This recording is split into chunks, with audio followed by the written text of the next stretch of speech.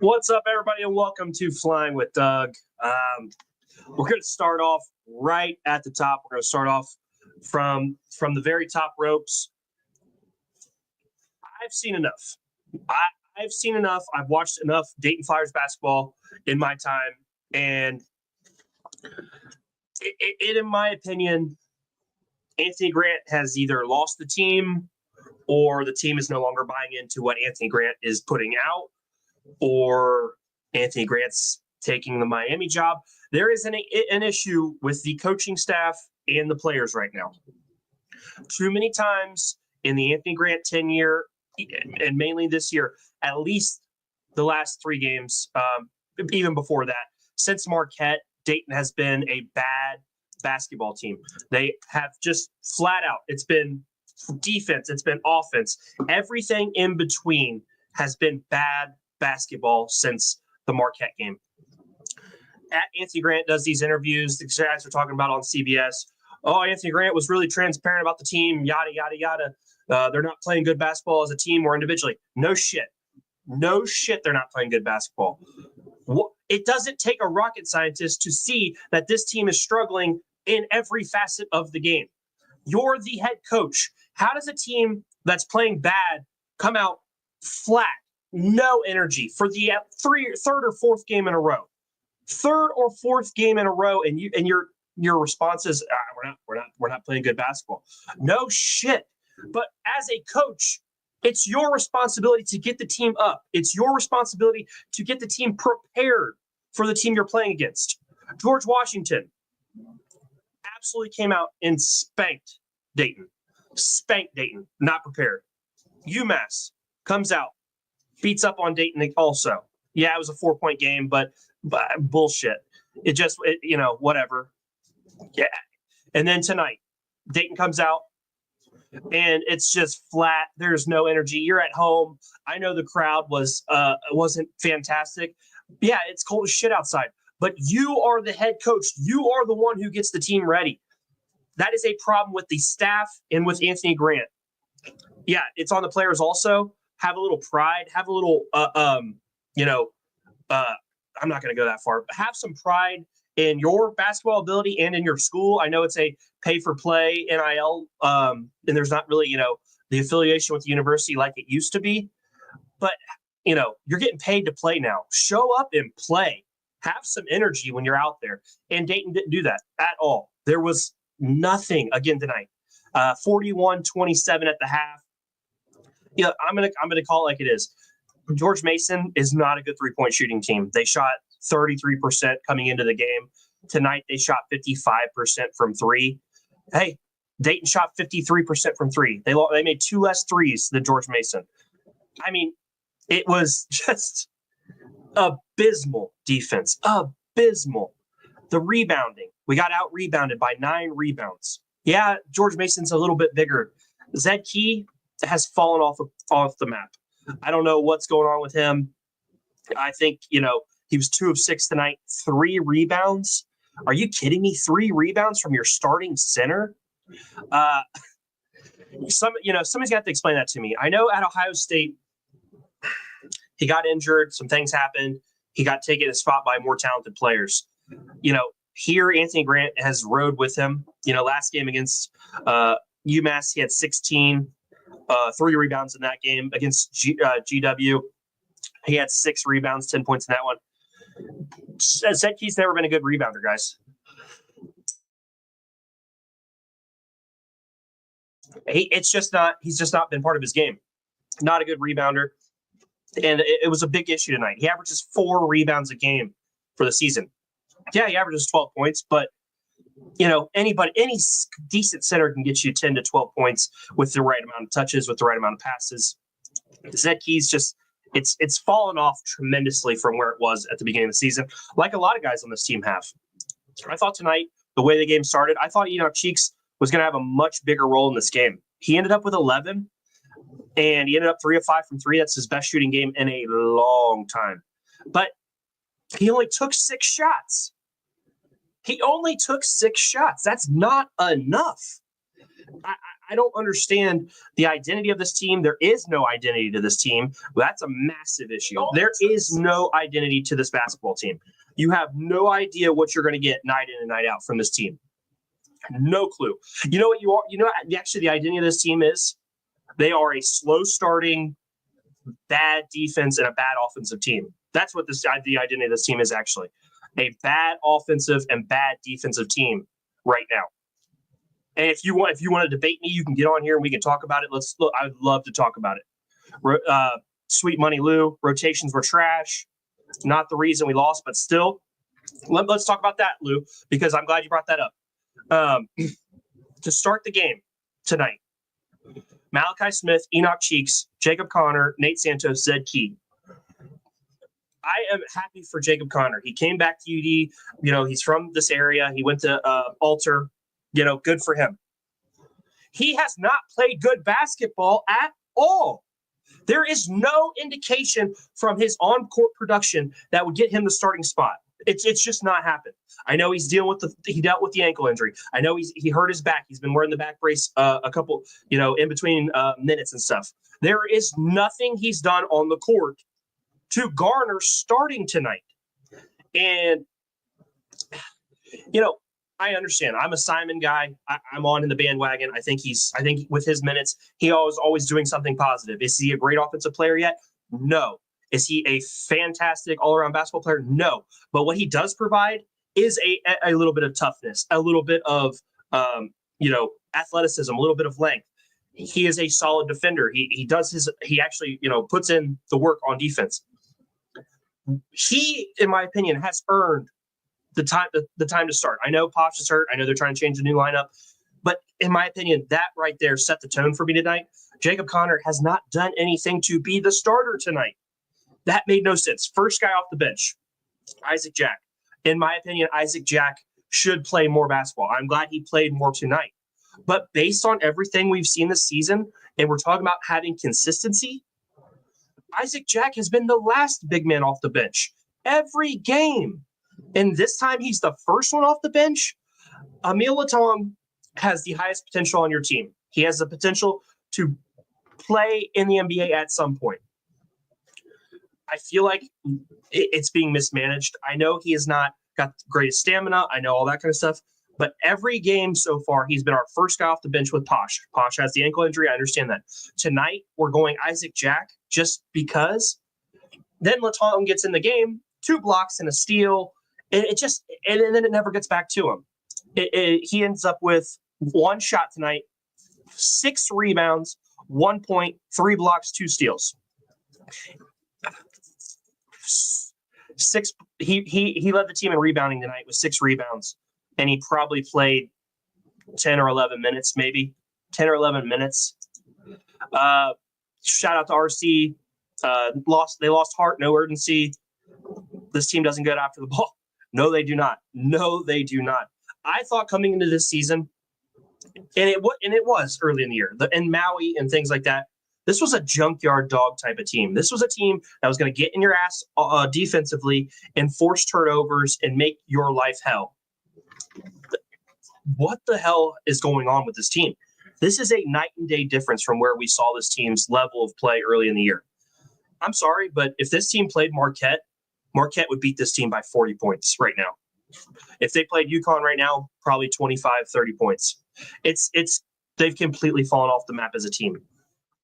Incredible stuff. I mean, George Mason they're a fine program. They're 4-1 in the A-10. They seem to have Dayton's number, but when you're giving up wide open threes to a team who isn't a great shooting team and they're hitting, you don't have to go zone against them. You don't have to play zone. Why Anthony Grant and this staff seem to think the zone is so helpful for this team blows my effing mind, guys. It blows my mind. This is not a good zone defensive team. In college, if you are a decent passing team, you are going to get a shit ton of open looks in the game. What did Mason do all first half? Pass, open 3. Pass, open 3. So many uncontested open threes for George Mason. And by the time that Dayton switches back to man, it's too late. George Mason's gotten hot. They've gotten too hot from there. It's not sustainable. The zone continues to make zero sense. You are not fooling the other team. You're not. The zone sucks. If you watch any Dayton film, the zone absolutely sucks. Teams consistently go on runs when we're in zone. They consistently get wide open threes. It has happened every time Dayton goes into the zone. What is Anthony Grant and the staff looking at? What are they looking at? I don't have the exact numbers of the points in the zone, but George Mason went on a huge run when we were in the zone. Let's see what some other comments. GM shot it well, but the zone. We didn't contest any of their shots. Just what I just said right there. So thank you, Sweet Lou. We were playing faster pace in Mally. The offense is slow. That's Anthony Grant right there. The one year Dayton was a offensive pace juggernaut with Obi and Jalen Crutcher. And we've not seen it ever like that again. Because Anthony Grant needs a lottery pick to be uber successful. And, that's fair. A lottery pick will make your team look great. Deron Holmes will make your team look great. This is bad basketball, guys. This is really bad basketball. RC looking like the A10 owns us. Guys, I'll tell you, I felt really good about the non-conference. I dreaded coming into A10 play. Dreaded it. Because this is what Dayton does. We get all this hype. We get all this stuff. We're ranked for a couple weeks. And then we come in the A10 and we shit the bed. It was really bad tonight. Really, really bad. It got close there at the end.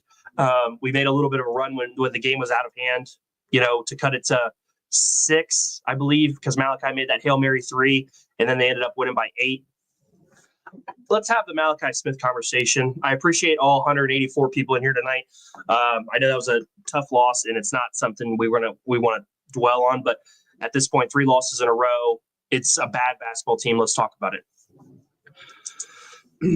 Malachi Smith, by the numbers, if you just look at the numbers, 6 of 11 tonight. He had 14 points, 1 turnover, 1 steal, 5 assists. The numbers don't tell the story for what he was tonight. And it doesn't tell the story of, you're trying to make a comeback. You just got it under 10 points, and he drives down into the trees in the middle of the paint and tries to whip a pass into the corner that gets stolen. It doesn't tell the story of him just dribbling the ball at the top of the key, just pounding the ball into the top of the key continuously. It's been game after game. The numbers don't show you that story. Malachi Smith is one of the worst finishing guards I've ever seen when it comes to getting to the rim. There was a layup where he wrapped around Zed Key and he kind of flipped it up and it rolled around the rim. It went in, but you could see the way he reacted that he thought he had missed that layup. He finishes at such a poor rate around the basket. It's incredible. I don't know how we go from his brother who had a floater, who had a scoop shot, who had all these different tools in his bag, and Malachi Smith just doesn't have it. He gets blocked. He misses layups. It's usually going to waste you points when he goes to the rim. And that's unfortunate to say because he's fought through a lot and he's dealt with a lot, but he's hurting the team. And I think the problem for me is Anthony Grant is so loyal. There's no real consequences for Malachi Smith when he plays bad. Javon Bennett played point guard all season last year for us. He could play point guard. You could now that we've lost Posh. Javon Bennett could play point guard. There was a stretch in there where he played point guard. I know it's not fantastic, but there's got to be some consequences for bad play. My last Malachi Smith thing. You know what? If you're going to go to the rim and you're going to get a foul every now and then, you can't shoot 60% from the free throw line as a starting guard.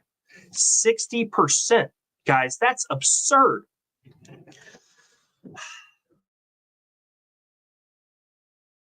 Excuse me. But, it's just, I'm not going to keep railing against him. I sent enough tweets out about it. It just another night of really bad basketball, guys.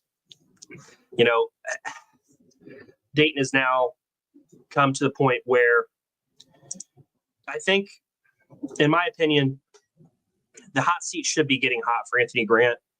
But because, he was a Dayton Flyer, because, of all these factors, because he has, gets decent recruits, he has some high profile wins, there's not going to be a change.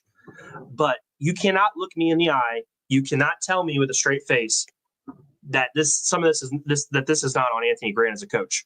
You can't tell me. You cannot convince me that this staff and Anthony Grant aren't letting down this team in this university a little bit. This team's not ready to play. I talked about it at the beginning. They have not been ready to play since after Christmas, after Marquette. It's gotten really bad. It started with Cincinnati, and it's gotten worse since then. Dayton has lost in the A10. We're 4 games into the A10 slate, guys. Dayton beat LaSalle by 14. LaSalle is awful. Lost to George Mason by 20. Lost to UMass by 4. Lost tonight by 8. It could have been worse. That they are minus 18 points in the A10 play right now. It's really bad. It's really bad basketball. It's hard to watch. I was texting my dad during the game. He was going to go to the game tonight. It was cold. He didn't have him. I couldn't go with him, so he stayed home. And he texted me. He's like, "Man, I am glad I did not go to the arena tonight. This is rough. It's rough, and that's just what it is." I feel bad for everybody who's at the arena tonight. I appreciate you guys pulling for this team and sticking through it. But watching that product of basketball, that had to be absolutely dreadful at the arena. And I don't like this. Like, you guys probably think I get on X or on Facebook or wherever, and I enjoy being this negative about this team. No, I hate this shit, man. I would love to be front running, high-fiving, sending out happy memes. But the on-the-court product sucks right now. And I'm so tired of people trying to glaze over it and act like this isn't happening or, all this stuff. I got caught up in the excitement early in the year. Dayton does not deserve to play in the Big East. They've not earned it on the floor. Yeah, they have a good win here and there that looks really flashy, and they've got some name recognition. I'm sorry, but you can't be in the Big East and never win your conference, never really dominate your conference. It's just not good enough for me, and I feel like we get ahead of ourselves every year with Dayton when it comes to that stuff. Last couple things: the at-large bid is dead. Dayton has to win the A10 tournament, and as you can see, if this continues or looks remotely like this going forward, this team has little to no chance winning the A10 tournament. They haven't even played really the good teams in the A10 yet. I mean, it's gonna be rough, guys. Next up for Dayton, Loyola Chicago visits this weekend. That's gonna be rough. Then at Duquesne, that should hopefully be a win. St. Joe's comes to the arena. I mean, Dayton hasn't even got into the difficult part of the A10 slate yet, and they're already 1-3. What do you think happens when some of these better A10 teams come in here? It's just, again, I don't enjoy being negative. I try to tell it like it is. I try to be honest, and the product is just that bad. So, guys, this has been Flying with Doug. 234 live viewers. I appreciate all of you guys. I am sorry about the product tonight. It was bad. It's been bad for a while, and you guys all know that. Thank you for watching. Thank you for tuning in. If you guys could do me a favor, hit that subscribe button over on YouTube, Flying with Doug. I appreciate you guys. We're going to be back at it against Loyola Chicago this weekend. Like I said, 4:00. It's going to be a tough one. 4:00. What is that, Saturday? Mark me down for extremely worried about that one, guys. Mark me down for extremely worried about the Loyola game this weekend. Loyola's a good team. We've got to get Nate Santos some help offensively. We've got to figure out these rotations. Anthony Grant, I don't think, knows who to play right now. We've got to get Emil Latong figured out too.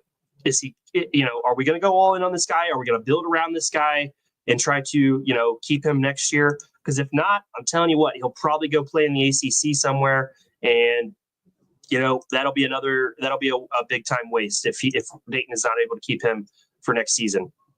Emil Latong did play 15 minutes tonight. I forgot he closed out the half. So get some help for Nate Santos offensively. Get some consistency. This just only 11 turnovers tonight, and we got beat like that. George Mason turned the ball over 18 times, guys. The stats look awful. They just look awful. So I'm going to quit rambling. I appreciate you guys. This has been Flying with Doug. Check out the audio version if you guys could. I appreciate the downloads. I appreciate the listens. Again, the YouTube channel. Thank you guys. And we'll be back for the Loyola Chicago game. Hopefully a better result. See you guys.